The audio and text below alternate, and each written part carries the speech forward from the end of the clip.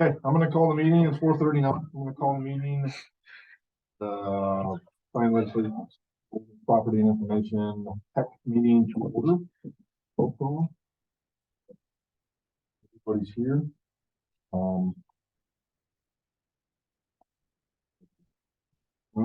I will make a motion to approve the agenda and the minutes from the one. Second. A second, any discussion? All in favor, say aye. Aye. Passes. Public comments. Well, I don't know if I do or not. I wanted to, I see on the agenda something about the LinkedIn. I have a suggestion about that. You just want to wait for that. Yeah, that's fine. Gary, you got anything?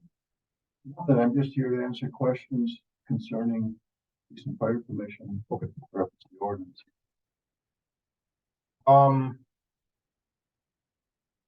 Chairperson comments. The only comment that I had was, Amanda Erdman.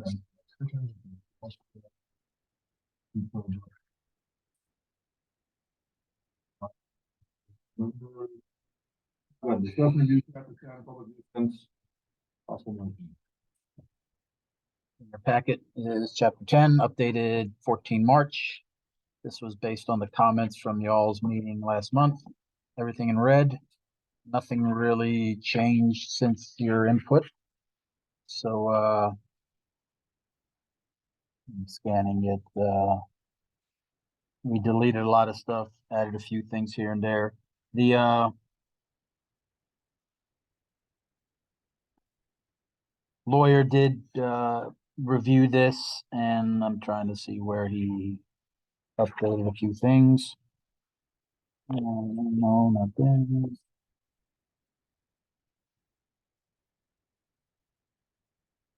I mean, yeah, his incorporated in the red. I didn't separate his comments, but he's fine with it the way the red comments. The only thing I did see that changed, and it was really based on the signage we're putting up now. Page 8, the signs for the business district. We do have a maximum 3 by 8 foot, not 3 by 6 foot. So 3 by 8's the business district. If it goes beyond that, then it goes to it'll come to a board action, pit committee action for a variance of some types. That's the only thing that's changed since the last meeting. Are we? And red and the strike throughs in there? No, once you guys are done, I put it all black, get rid of the striked out lines, and the only thing that will be in red is updated 14 March and showing that's the most current version. So In our discussion last time, we voted to strike the entire section of 10.4. I don't know if there's a reason with 4 left in there, because we felt like all of it was redundant since we're all applying something that's already regulated or legal or legalized. But was our discussion was to strike that entire thing. And then with that, I would probably say, right, 10.23, which is this referencing this chapter. But was that not, because we just said the whole section?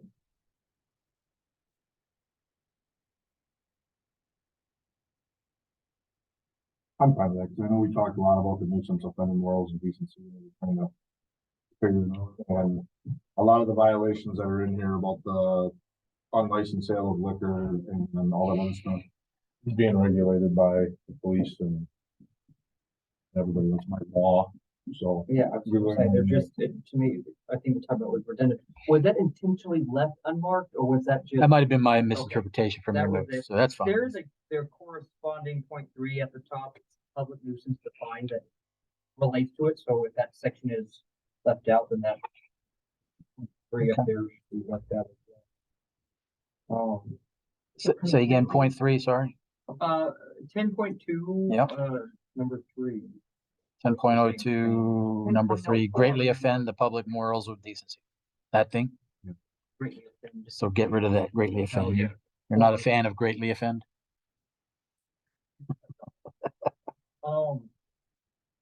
Moderately offend. Got it, stricken. I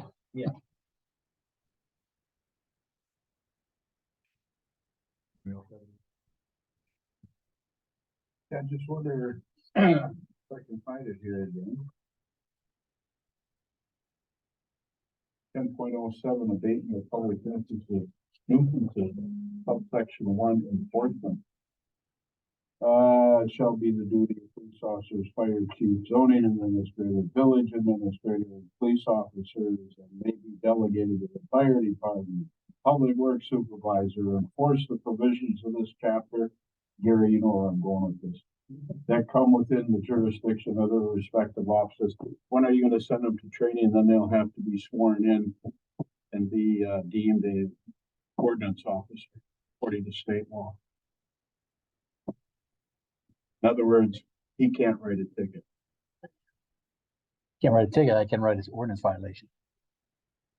You can't write the ticket. You cannot No. send anything that has a fine or anything, you cannot send to court without a Ah, yeah, warrant. you're exactly right. But I can write an ordinance violation. Okay, I'm happy.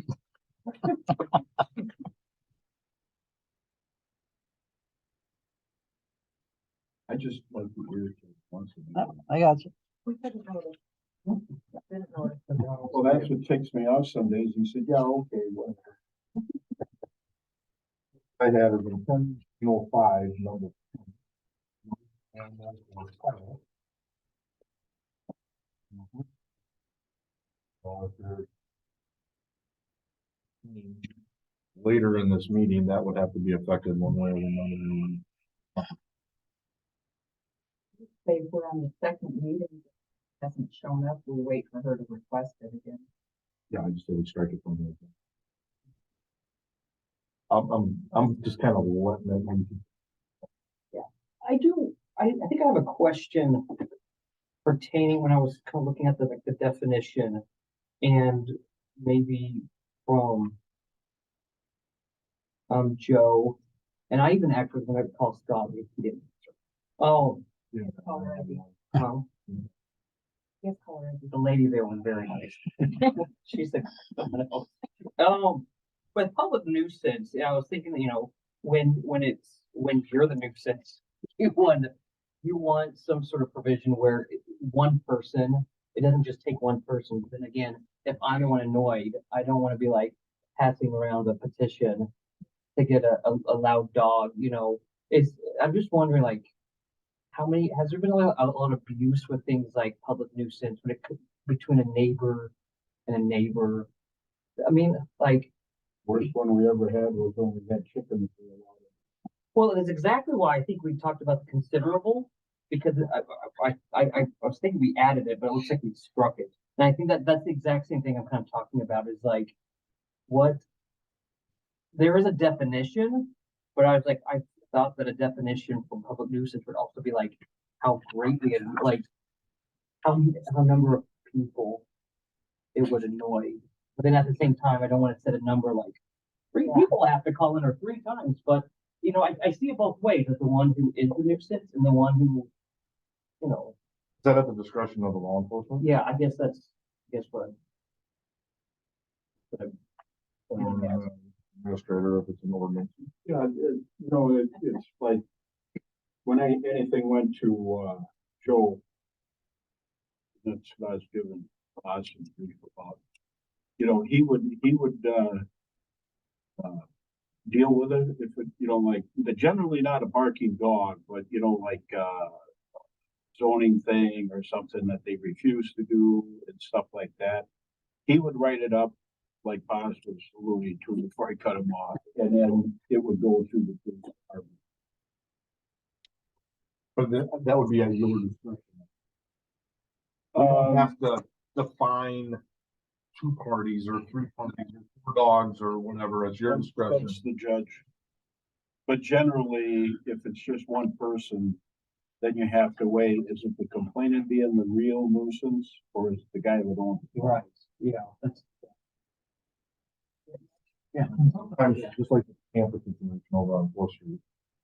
They just wanted to.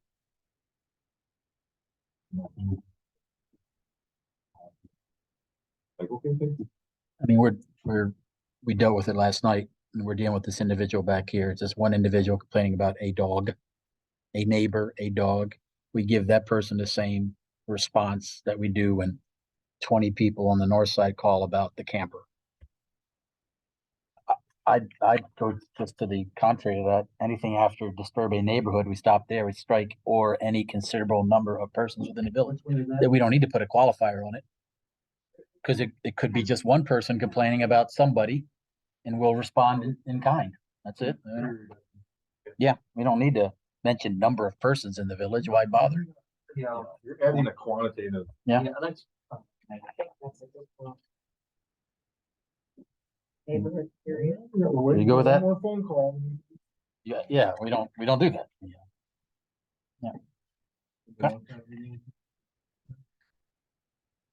So I'm glad under 10.09, weed control, subparent 2 notification. They've got village president there now as I'm going out the door, so the new one can worry about. And that's an interesting one. That's a good point. It's good though. You I picked like up on that. That's just historically in our document. That could be your administrator. It could be moved to someone else. You I guys, think it should stay. you could leave it as president. The next village president. We'll find out there's a lot of calls we're gonna get that are obnoxious. Is the kind of you cut or the kind of smoke? I'm going back to the decency.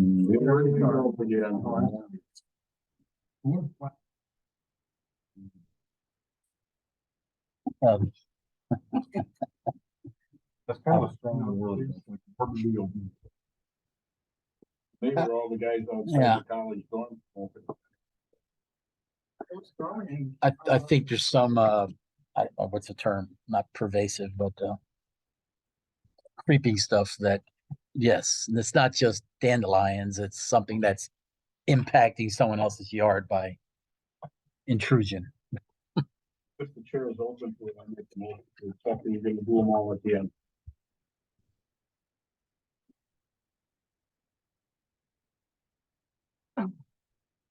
Yes, 8, 9 are just copies you guys can read for the next 30 days, and we'll talk about it next month. So this is the only one that's on. All right, got a motion. Discussion on chapter 10.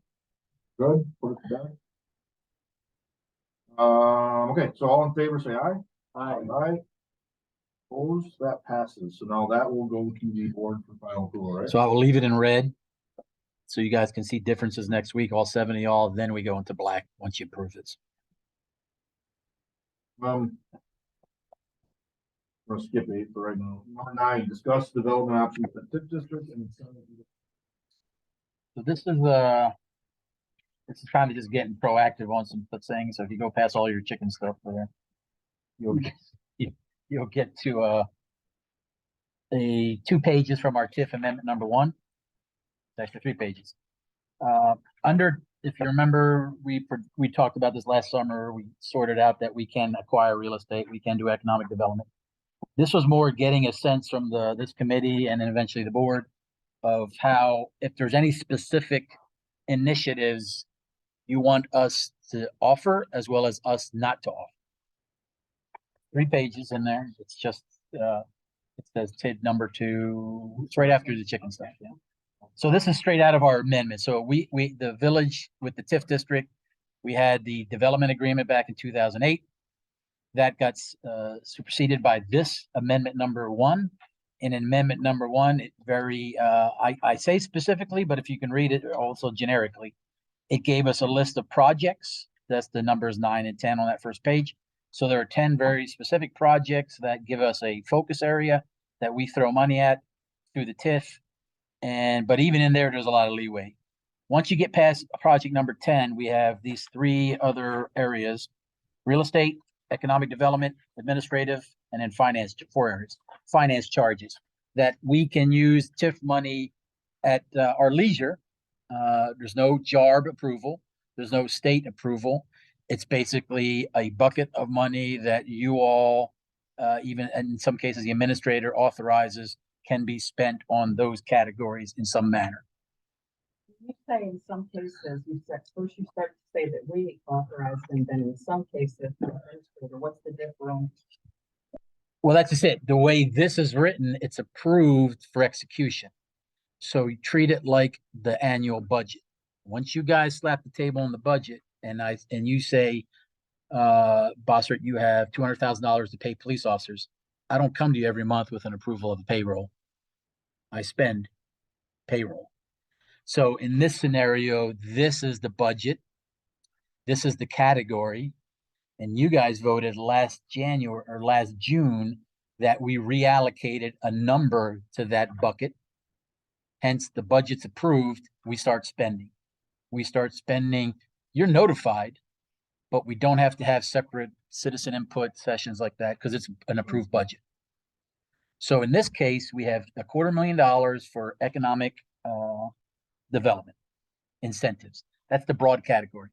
Here's if you hire a village employee, village resident to be an employee in our business district, and they work for 6 months, and you show me paychecks, I can write you a check as a business owner for $1,500 as a grant. And that's one of the incentives we do. But we don't really have a laundry list of other ones. We don't have a facade grant for our village. We don't have, hey, if I start a new business, do you guys give me a couple $1,000s to get up and go? So this discussion was, what is of your interest that we can build as an incentive program, that we have an actual list that I can direct people to say, these are the incentives that we authorize. Example, the office, the computer building at the old mill. We can offer an economic incentive to the purchaser of that to either pay for the utilities hookup, to either give them $10,000 up with a down payment, whatever. It could be as whatever we want to be. Rather than make it just as arbitrary as that, if we had a list of, we offer this, this, and this, then it helps me in my negotiations, my discussions. And it focuses the discussion rather than tell me what you want. Because that can go all over the place. Is this stemming from the squawking that's going around outside these doors about us spending money on property? No, because you see it right there. We Yeah. can, it's authorized, we do it. It was authorized No in issues there. 2014. It was rewritten in 2018 by the same people. No. It is not that. It's just real estate acquisition is pretty black and white. I bring to you a project, you guys say yes, and I do it. Economic development is a lot of gray that I would like to know areas that you guys don't want to entertain us offering money. Even the one that we currently do with the hire a village resident. If that doesn't excite you all, then I'll stop offering that. I offered it to Mission Coffee, and I offered it to the person that was interested down here. El Cafe does not qualify because he was an existing business. I would like to be offered to him to incentivize his hiring local. The two people I believe he's working there are not from here. They're from Rapids, I think. The waitresses. I would prefer him to hire a local. If I offer him an incentive, and I could offer it for Jen over here or the bank or whatever, that'd be a nice incentive while we have this money to just energize not only hiring local, but energize it. So that's one, but there may be other ones. Pittsville offers facade grants where their businesses come to them. They actually offer more for facade. Anywhere within a TIF district, we could say, hey, if you show us you want to improve your property by either landscaping or facade improvements, we'll give you $1,000 grant. You just got to prove to us you did it. So stuff like that we can offer to help beautify our area here. So those are the areas I just need to know. If there's anything that interests you, then I can package it up, present it. The only problem I have with like that, with the facade, Mhm. is what's beautiful in somebody's eyes ain't beautiful in other people's That- eyes. very much so. Yes, Otherwise, you got. Yep. Bourbonville. I got you. Yeah. So it's more of a discussion. That's all this is. It's discussion. It's not driven by anyone. It's just we're at a point now where we are trying to incentivize businesses. I want to have something more formal than just a grant. Well, it could be, but it doesn't need to be. It could be just simply we as a village only want to enter. We only have a finite number of money. We got $250,000. That's all we got.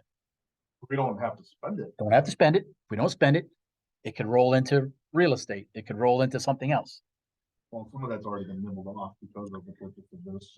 Well, sure. So the $250,000 for real estate, yeah, we're down now 30 grand and 30 grand. So yeah, that's been chipped away at. We haven't chipped away anything with economic development. No one is, we haven't incentivized anything there. I stand corrected. We bought some of the signage with some of this. Yes. The question is, I like the idea. I like the direction of hiring. But what happens if they hire them for their $1,000 and then they don't work out, or they did it, got the bid for the $1,000? Frame it, right? Like 6 months of Yeah. employment. Right now is exactly that. Is you have to show me 6 months of payroll. So yeah, you've been working for 6 months. You're a resident, worked for 6 months. Now, could on 6 month plus 1 day they bail out after I write them a check? Sure. But the reality is they hired a resident for 6 months. They energize the economy a little bit, move forward. We could further frame it by they need to stay employed past the 6 months. It's just now becomes a management problem for me to, I got to be able to track that, or do I just dribble it out little dollars here and there? And I don't want to make it too difficult. Could you remind me of the boundaries of the TIF district? TIF district is specifically everything within the fence line back there, plus a half-mile outside. So for reference, go by Leatander, go by the railroad track, go up to Edgewater, and go to the river. So everything in Old Village, I call it, is TIF district. Okay. Everything up to the railroad track is TIF district. Everything from our bike trail, Leatander south, those small parcels right there is TIF district. And even TIF district goes over across the water to the kayak input, to the boat ramp. It goes as far as there as well when you cross the water. Yeah. Yes. Where's Lee Denver?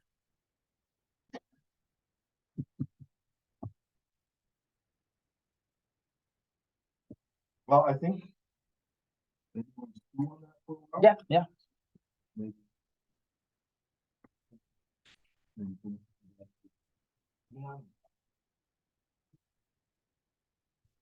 The thing is yes, I like the idea of hiring intimate people. Make it within a mileage, but then that's more management.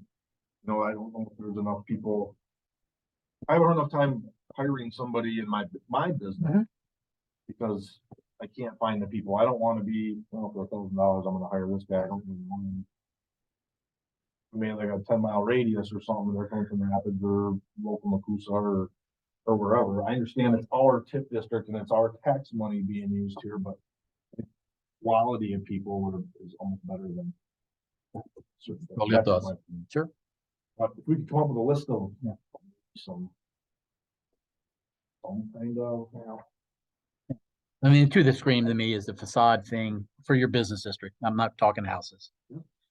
All these businesses here could say, hey, can you give me some money to help with fixing our storefronts?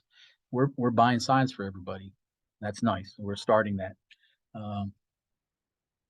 Yeah, stuff like that. The hiring, one that went off the rails quick and we're still living it and trying to fix it is the only time this was ever executed was with our Cyber One friends.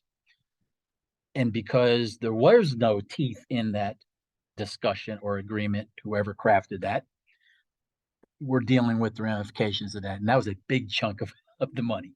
So we don't want to go down that road, but we could offer, business loans. They just got to put a lot more details into that if we want to go that far with it. I mean, it's not a lot of money, but yeah, someone comes to us for, the lady over here on the daycare over here by the school. In my discussions with her is like, if you're going to establish a daycare down here, we would incentivize that and give you some money to get up and running.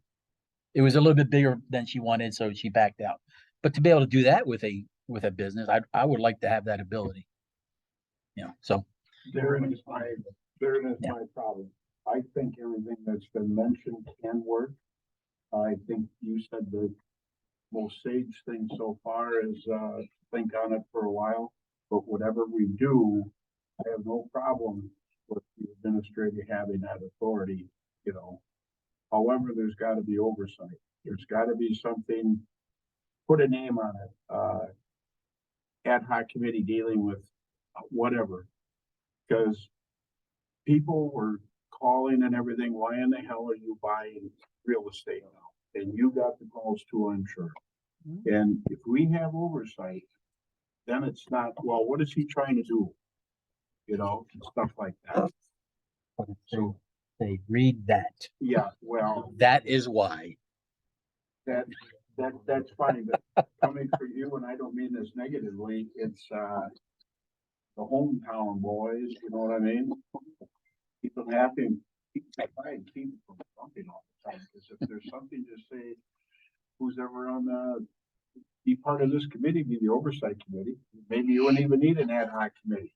Just appoint one member, probably the chairman of this committee to work with, somebody that he can say, under my authority granted by the board, I have to let you know for the committee, you know, yada, yada, yada. Okay. And then he can say if somebody would be alone. I mean, just like closing on a house or whatever, it all takes time. Yeah. It's not, you know, I need it by Friday and I'm talking to you on that Wednesday before. So it could be this committee just to kind of give oversight, and if it's 3 weeks from now or whatever, it's still gonna be interesting. I mean, like, we're gonna, you know, want a special meeting to, what the hell did you buy that facade for, you know, it's like, no. It could be just an agenda item on this one. Correct. We just need an actual policy beyond this paragraph. That's all I'm asking. I like the idea of the facade, but as far as saying this is what we offer as far as attracting attention, what's attractive to one company or business or whatever, it's gonna be worthless to the next. I Sure. really like you said, à la carte. I like saying, come and talk to us and let's, we have the potential to create something unique for your circumstance. You're spot on. So an example there says the Village of Port Edwards through our TIF district offers $5,000 micro loans, micro grants. Come pitch us what you want to do. They pitch you guys. If you like it, it moves forward. That's as Yeah. clear as we need to make it. I don't need to be specific. I need you to make sure you change your light bulbs and change your facade. No, I don't care. Well, I think that they would. But they pitch that to you guys. But we have to advertise what we're actually offering. So I just need to know what you want me to advertise. So.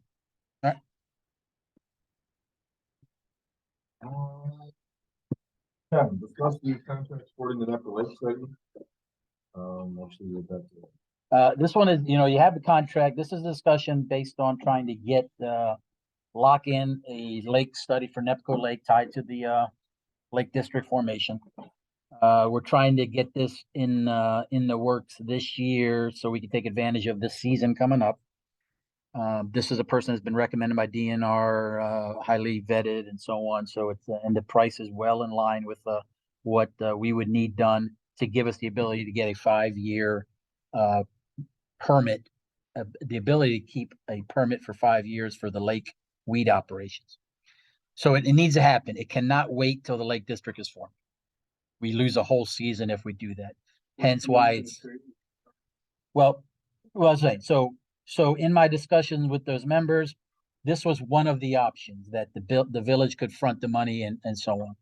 Eric's here to speak on his personal behalf that, there may be another opportunity. I'll let you speak. Sir. Yeah, thank you. So, I'm not really someone I lived on. They can be more people here I'm here to, I'll tell you what I would like to request in the next line. I'd like to request that we table this. And there are 3 or 4 reasons why. First of all, Edwards very generous in its time and talent, in order to get the Lake District going and so forth. 2, there was a weird kind of, not weird, it was kind of a humorous, but real conversation at the last, community meeting about this, where, Bob Booker laid out the county could pay for some of this, village could pay for some of it, or maybe get a loan, or somebody else could pay for it. And I think you, Eric, said I liked, one and, well, I like two and three, and somebody on the county board said I like one and three. And so it's like, so I've been to, the legislative district committee today, went to the state committee today. State committee today, it was mentioned, well, is there gonna be any cost to the county? I said, there's no required cost, but truly, we're gonna come and ask you for some funds to get this started for. So my reason for asking you to table it is, let's not, this is one I would prefer the village not be the leader in. Step back and let's see if the county would pay for it. Number two, if they don't pay for it, there's an opportunity for one of the owners of the lake to, fund that as a, interest-free loan until the Lake District gets started. That seems reasonable to me, in the sense that there are other things that are going to be asked of Port Edwards to continue to do to help support the lake. And I'd rather not use all our favors, for this when we have at least two options. One is probable no, the other is a definite yes. So again, I ask you to table it. It isn't going to happen until, July, August, September timeline anyway. Both of those fall apart. We always can come back and ask you to. So that's my reason for asking you to. We have funds left over in the Nepco Lake Fund. 90,000. That's where it would come from, 90,000. So that's where my intention was when I said, you know, let's us fund it because we can collected fund theoretically supposed to be used. That's where the loan would come from. And also, I don't want to stand in the way of you guys' projects. So, to keep the ball rolling. But if you guys are willing to wait, I'm more than happy to one. I'm gonna be a little bit even more candid. I know there's been discussion about what we can do about the roads. I would much rather have that conversation and have the board be willing to, work with people on the lake about the roads. And I know we can get this funding for this, if that makes sense. So if we can save whatever you are. All down there. You don't want to use your silver bullets too early, my friend, that's all. And that's where I'm just, Well, we will give you 12 grand to fix your roads.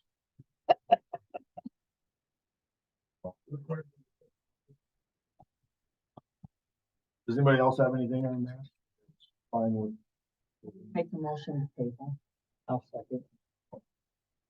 So we're tabling, we have to give a specific date. I recommend we table till June, no later than, because that gives us time to act on this. Well, do we have to have a table? No. Oh, yeah, you can totally, You can yeah, if you don't want to touch it at all, sure.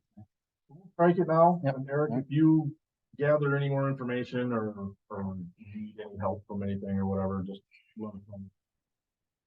I'll be back with the road survey, after. And a check for 12,000.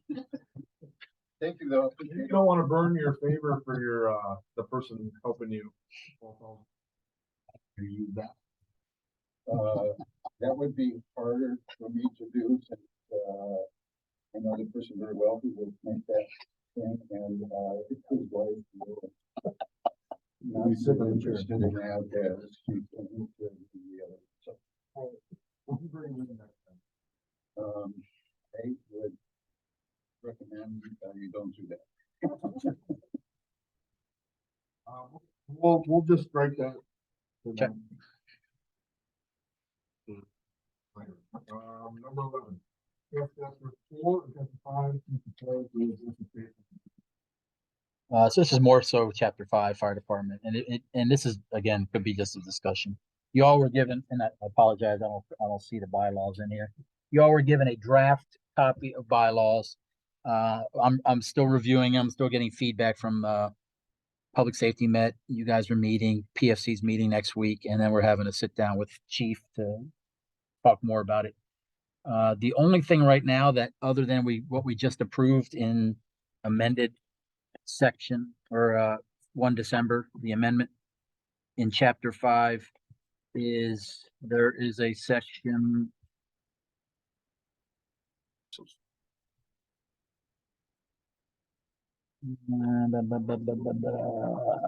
It's about audit. I'm trying to see where that section is.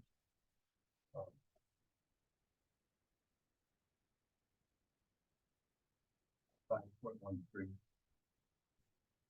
Got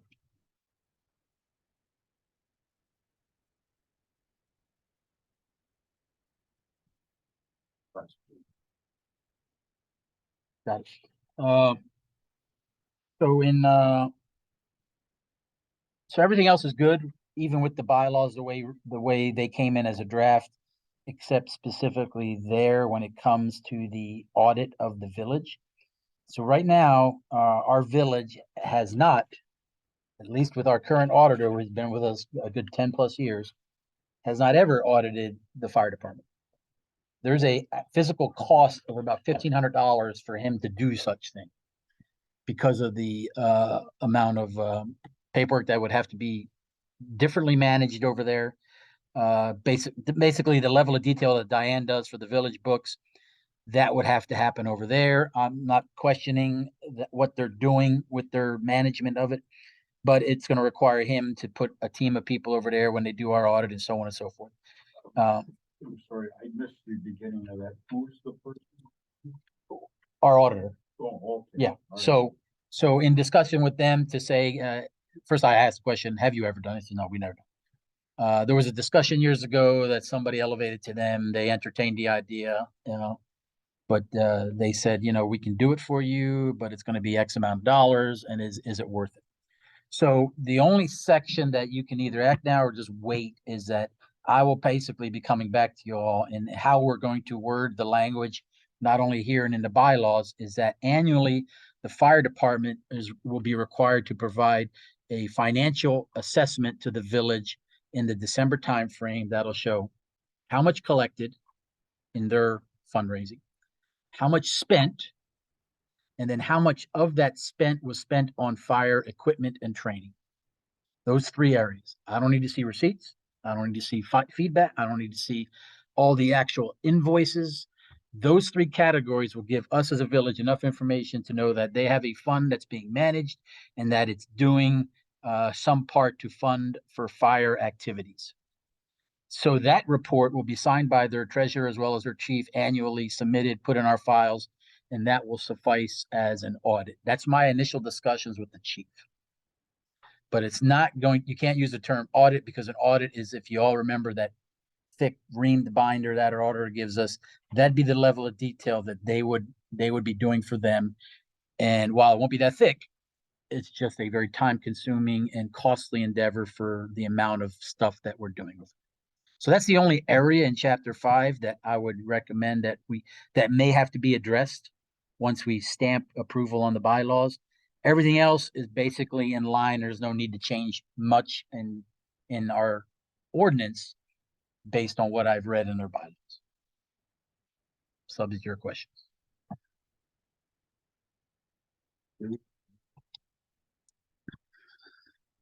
It sounds like the proper way to go. There's enough paperwork involved to eliminate a lot of things. Well, the question that I have is, I'm afraid to come to that athletic association fund, is that an LLC that's created? It's a Yeah. 501c3, which profit charitable organization. So when that was filed, you would file a Form 990 every year for your taxes, but you're not paying any taxes on it. And there should be something, like with a 501c3, you should have a mission statement, what your charitable cause is. And I think that already exists. And we pay sales and use tax. I think the only concern I have is the inception of the fire department 100 years ago.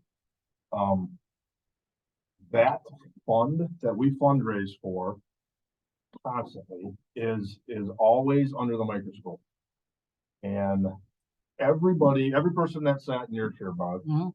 and every board before has always wanted to know what that number is in that account. Like it's a big golden pot of money. That, so we fundraise, the dance, we clear about $4,000.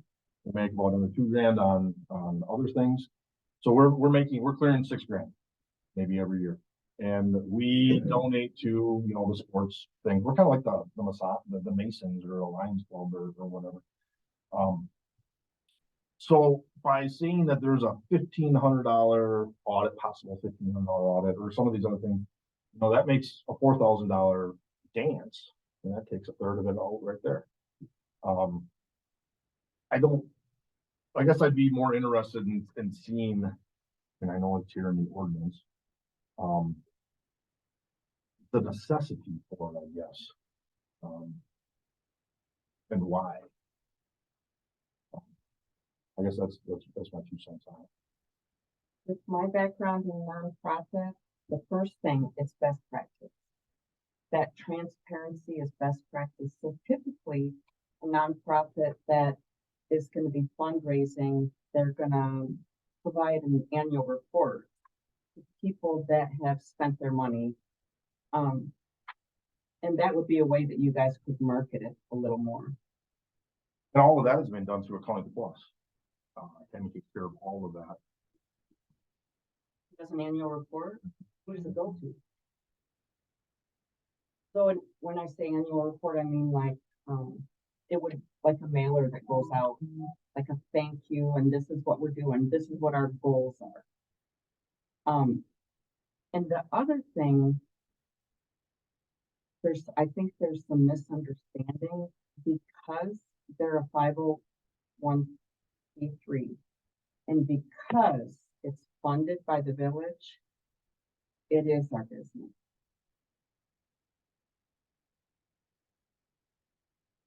So that would be, well, we could offer a supportive element in helping market it and everything else, and sharing this is what they're doing. People are asking, so that, and because people are asking, we need to have a little more answers. What's going to come down to is you're going to have multiple firemen, because we're the only ones that have to fundraise, just to put their hands up, and we're not going to fundraise.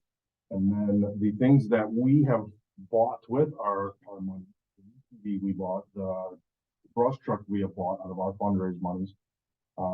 Anything bells and whistles, the power going out to the sign through the parking lot, the village parking lot. There's multiple things that we've bought with those fundraising funds that I personally, in my opinion, for a municipal fire department, our fundraising money shouldn't go to.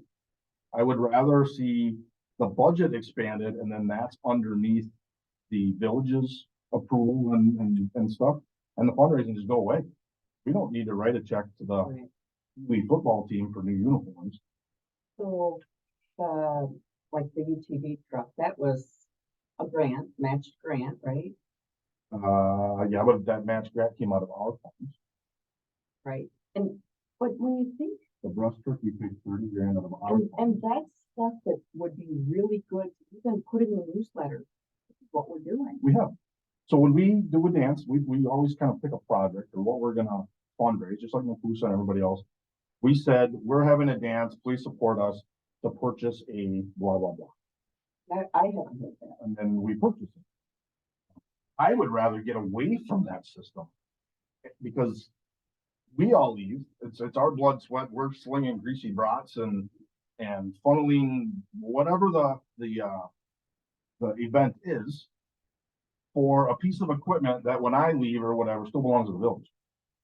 I would like that equipment to be purchased by the village, but that's me, it's not somebody else. If we fundraise, yes, let's buy some t-shirts, let's, like the Lions Club, let's use it for a grant for the Leo Club, but not purchasing equipment. But our budget has never been set up for that, to allow that. Right. And I agree with you. I think that the budget should accommodate the necessities. I don't think that fundraising, I 100 agree with you. But the thing, when it comes to fundraising as a nonprofit, when people are asking us on the board, we have to be able to say, this is exactly what's going on. Like the UTV and the bull, and that was like back then. So like even having something in our newsletter, you know, in our quarterly newsletter, things that take the pressure off the board from when people are, you know, hey, how much did they make?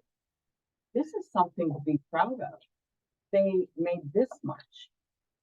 You know, that and that level, that transparency part, that's required as a nonprofit. That's just straight required. When when we get approached and questioned and we don't have answers, it is like it creates something different that I don't think is a reflection of the way you want to operate. You want people to stay invested. People are. So when I people, would direct those questions to the chief or body. but as when the village is funding it, you know, the electric, the building, paying, the garbage bags, all of that stuff, when the village is funding it, the village is the sole source of funding for this. That makes it the village's responsibility. Was the Lions Club held under the same, having being able to have their fire trucks parked on municipal property and their fundraising? Are they transparent? I haven't asked them, but if they're a 501(c), yes, they would be required. Anybody could walk in at any time, like say from Homer, Alaska, walk in not knowing anybody and say, can you provide me your, how you got your application for your 501(c)(3)? Can you provide me your Form 990? And those are things that legally, Yeah, those. right, And all of our expenses are on a ledger and it's brought up at our meeting every month. but that's something that should be available upon request. I just have a hard time because I'm part of that and it's people are asking for it and they've always asked for it. And for whatever reason, the other chiefs and all that other stuff have protected it. And I'm just one of those stewards of trying to protect it. It's not, I don't think it's the best idea for us. We want to be that transparent. We want to be able to say, you know, this is what's going on. You know, they're working hard, they're. Like to see any trustee that has a question from any resident that they just are directed to Boz or the chief when it comes to the fire department. You know, it's easy for me to say, because I want to know, and I'm not saying this is your problem, this is your issue, but it's easy for me to say, I want chickens in the village, let's say. And I know I'm going off topic and I apologize. And I can easily say, I have residents calling me about chickens. Name those people or direct them to the right people. I agree with you on some behalf, but as a trustee, I want to be in the know easily, so that when somebody asks, because people get uncomfortable.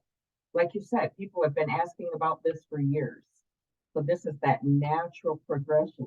And we should be able to support the fire department by means of saying, you know, they're working You have hard. 16 people on that fire department that are hanging on by a thread.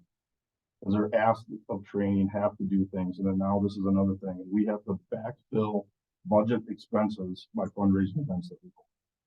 So I think if a couple people walk, and we just saw that on our assistant chief, we're gonna have multiple other dominoes fall, and we're trying to do our best to keep people in the building because of the time invested. And I know some of them are very hardcore when it comes to their fundraising.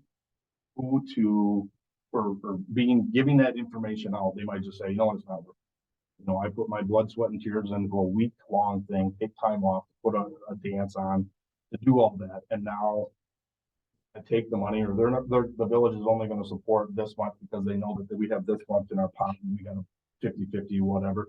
They might say, you know what, screw it, it ain't worth it. We have 5-6 people that are on that fire department that live in the village limits. Everybody else is outside. So they can move. I don't think anybody, why would anybody take any money? I mean, when, I'm not saying anybody's taking any money, what you just said, but fundraising for those funds.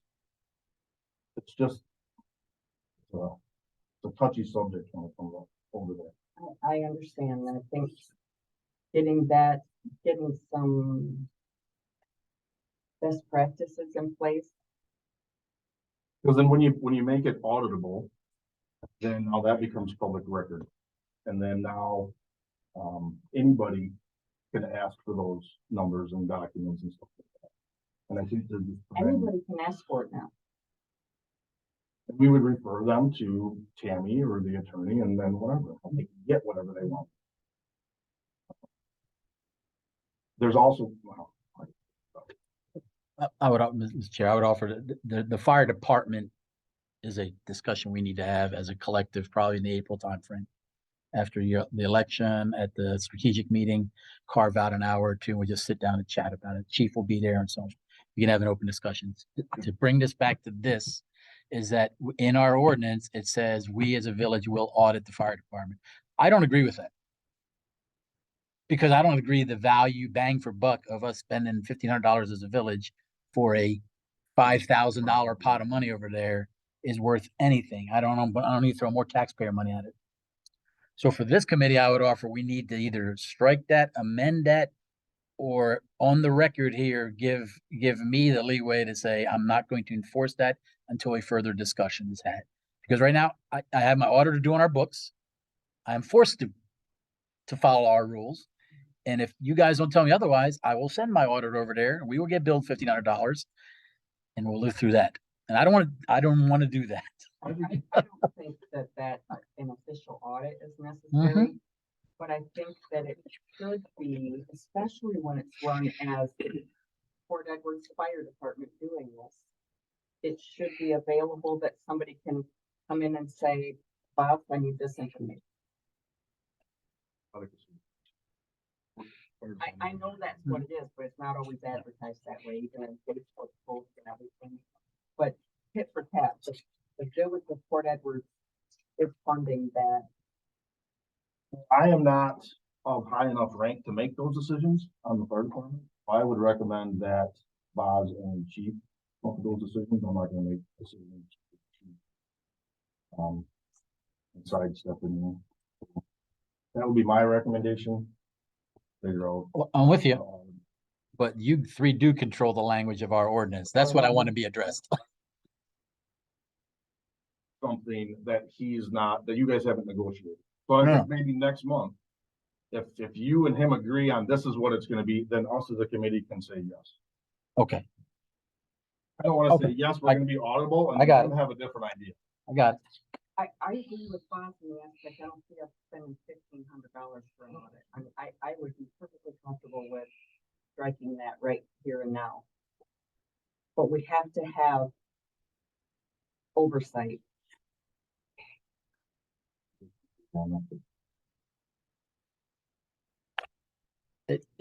It'll be in our minutes. I'll be able to get with the chief. I'll bring back the language that this should state for next month based on our discussion.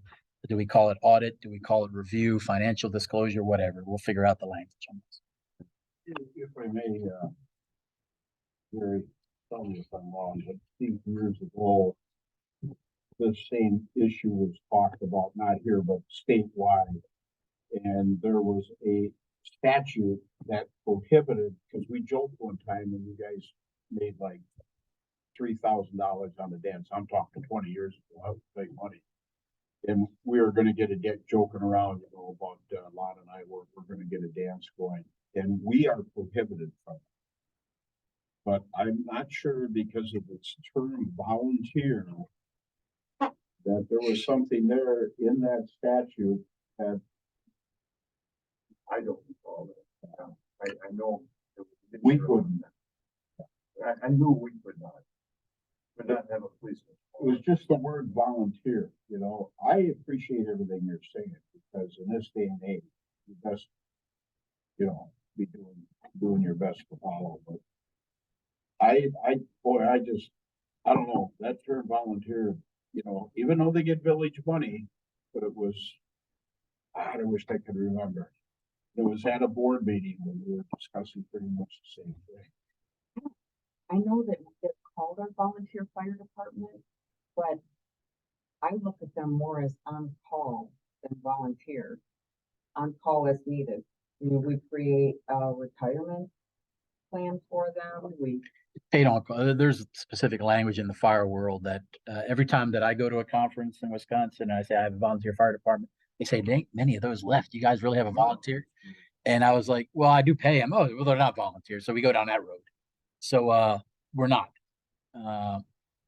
We do have a donation fund, not only for the village, we have it for the police department.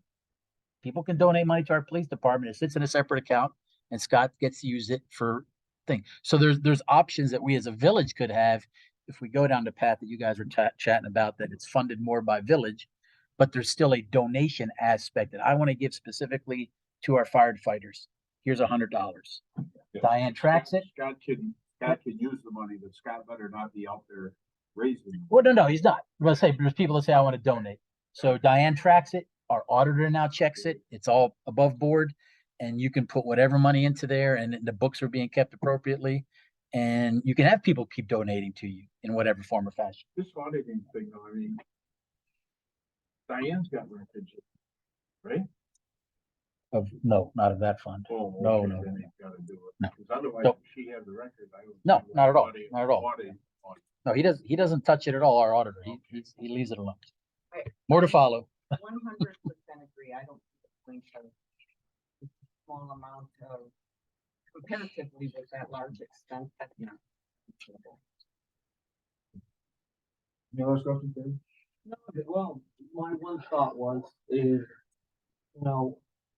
we get some transparency with that fund, reality is probably the village will come out on the worst if it highlights the fact that you're using that for essential things that the village should have been paying for anyway.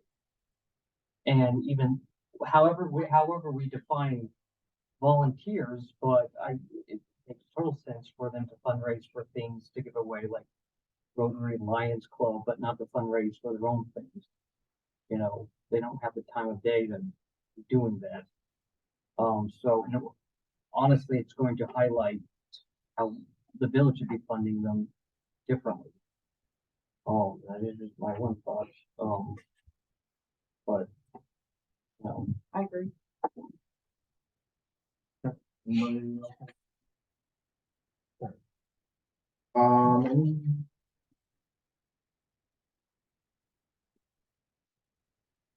Just strike that from the agenda. Okay. And we can.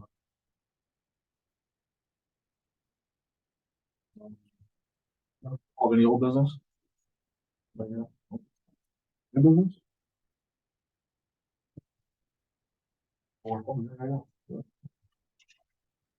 Well, yeah, for PFC, unless you have something specific. They're just the one. Yeah.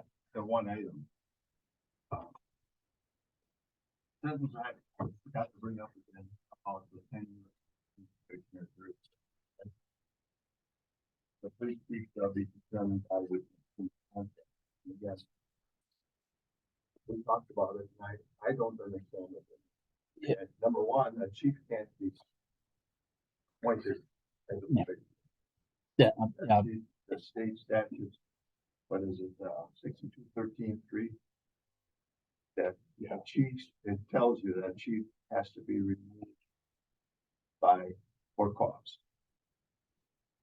And it can't be, so that one sentence read is what, I know we discussed it, but. Yeah, no, we that's a good never point. went back to it. Yeah, so we changed to 6 to 12. We're good on that. This basically, all the red was added based on some commentary from based on a bunch of commentary, and it did get muddied here. So we have non-probationary officers that we have for a 1 year, well, now it will be a 12-month period. Right. That are not chiefs. They're just non-probationary officers.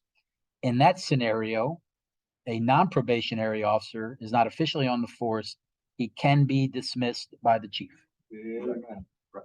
Okay, so that's what we got to be clear. So we're good there. So so there's no PFC involvement. We hire some dude off the street. In the 12 months, Scott is not happy with him. He's gone.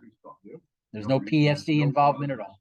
Okay, so that's for non-probationary. Once you become an officer, a full-fledged officer, now it's immediately chief can recommend, I can recommend, but it goes to a PFC for discussion and for action. Yes. Yeah, the only thing is you are a village administrator, and he's a standalone in that regard to the PFC. I got you. Yes. Yes. And the other thing is with chiefs, you know, they automatically, if they let go, that decision is automatically goes up to the local circuit court for review. Go beyond, If they request admission. notated in here. That option. That's in state law. That's Yeah. state law. That's state law. So- Very few take it. They're just generally glad to get out of Dodge. But that one sentence, Yeah, so the last sentence you're talking about, you can't. you so- write a Contract. Yeah. Bypass. so we will strike, we recommend to strike that the tenure of any police chief shall be determined by deployment contract. Yeah, he has a contract, he will have a contract, but if we are, for some reason, want to fire the chief, for cause or no cause, regardless of the contract, it would have to go through our PFC for appropriate action. And if then you don't- obviously it goes to the full board. And if you don't have a PFC, the state statutes say that you have to appoint a three-person. Yeah. Committee that are not politicians. To take care of it. So we're just recommending to strike that. Only one you want to strike it, or do you want to add the PFC piece? It's in the state statute. I don't know if you have to. Yeah, That's- that's- yeah, That's part of the procedure. it'd be better just to strike. Yeah. Yeah, it's all the tomfoolery that is going on, and, well, you had it up in Clintonville. And not you personally, but, you know, you were telling me about stuff there, and I know Shyok and you, it's because a couple board members didn't like the chief, or something, he arrested the wrong person, that's why all these laws. What happened, and it happened to be when I was becoming president of the state chief, there were communities, like, I won't mention any community, real close to Clintonville, where they didn't like the police chief. A new village board or village president got elected, so they eliminated that job, but they hired a chief constable. Yeah, and that kind of stuff was going on, I know I made a trip up that trip. Happening all over the state. That's why we got together and we got the, state statute passed that small forty-five cities, villages and towns can form this. It just took the politics out of it completely. So, We'll strike that and you'll just see a sentence amendment in next week's Okay. board that says that line stricken, Okay. that's all. Do you have any other additions or corrections? there's nothing else. As it's been shown in red, you know. Comments? Thank you. It's for your next agenda items. We did get a bunch of email traffic concerning voting regulations that comes in our next month discussion. So that'll be, part of next week's package. Yeah, I didn't include them because they're all referencing for next month. Review wearing life jackets. We're gonna be in charge of a lake soon. We gotta fix our rules. Future agenda items, ordinance. Should have copies of 8 and 9. Yep, copies 8 and 9, red ink. Parks, we'll look at theirs one more time, but I think it's pretty much done. So I would just offer, make any red ink comments on that, and we'll bring these before you guys next week or next month. The only thing, for discussion or for your thought is 9.20, which is prohibited discharges. What we have in our language right now is just, you see the Wood County Ordinance 101. I'm not this needs to be a very simplistic product that says, this is what it means. So what I included is basically, that's Wood County 101. So I just took it verbatim, stuck it in our thing, call it a day, and now everyone can go to one document and not have to hide stuff. Discharges as Weapons. So that's all that, you see a bunch of red, it's not really, we're changing, we just pulled in the Wood County ordinance. But that's the 2 ordinances you have to, for next month. why and if they would even want to adopt going to a county ordinance, I mean. Well, I mean, that's up to you guys. If you guys don't want to do a county ordinance, we can strike it, but that's what was in there. Don't blame the county, right? On the meeting date, is there any way that we can move that? I am gone that first week of April, fishing and hearing. No, we're not saying. You have your town board on the village board on the 11th. And, so you could do it either the I mean, public safety and FHR are still meeting that week. They didn't change anything. So you could do it either, you're gone the whole week. 31st to the. Okay. 9th. We could do it, we could do it the Monday before the board meeting. Monday? You could do it the Monday before the board meeting if you want to tie it to the board meeting. If not, you got that whole week. Guess that we could maybe work if we needed.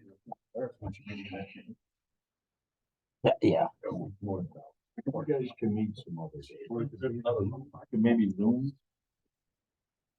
There you It's up go. to you guys. Yeah, I'll send a Zoom link out. Where you want, Eric? Where are you going?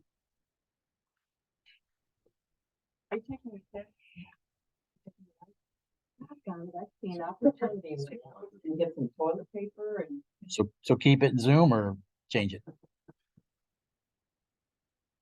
Have my video camera off depending on. Yeah. 5 o'clock. Yeah. We can leave it now. And then we gotta adjust her. Yeah, you will be getting some commentary from Public Works Committee on Chapter 8. They'll meet before you guys meet. So that's not the only red you'll see in that chapter. You'll have some additional red comments. Anybody have anything? So you're gonna leave it as written?